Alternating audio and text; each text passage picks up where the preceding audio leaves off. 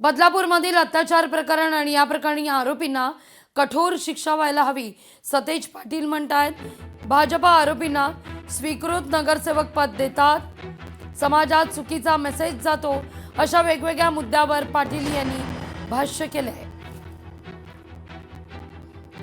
नाही, कायदा आहे, त्या कायद्याची अंमलबजावणी होणं, कडक कारवाई होणं, शिक्षा होणं, हा मेसेज समाजामध्ये गेला पाहिजे। तथाकथित एन्काउंटर अक्षय शिंदे नावाच्या त्या व्यक्तीचा त्या ठिकाणी झाला, त्या सगळ्यातून लोकांनी बोध घेतलाय का? अशा गुन्हेगारांना पाठीशी घालत नाही, हे मेसेज जाणं गरजेचं। कारण की आपण म्हणलं तसं यातल्या आरोपी जर स्वीकृत नगरसेवक म्हणून भाजप करत असेल तर मग भाजप सत्ताधारी पक्ष आहे, मग भाजपच याला प्रोत्साहित करते। गृह खात्याला स्वतंत्र मंत्री पाहिजे। बदलापूरमध्ये अतिशय असंवेदनशील अशी घटना घडलेली आहे।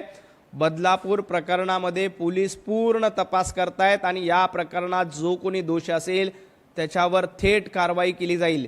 याआधी देखील बदलापूरमध्ये आमच्या एका चिमुकलीवर अत्याचार केले होते, त्या नराधमाला शिक्षा देण्याचं काम हे त्यावेळी झालं होतं। आता देखील बदलापूरमध्ये अशा पद्धतीने अतिशय घाणेरडं कृत्य केलेलं आहे, त्याला शिक्षा झाल्याशिवाय राहणार नाही।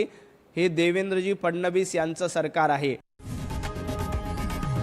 लोकशाही मराठी ऐका, पहा, जागरूक रहा।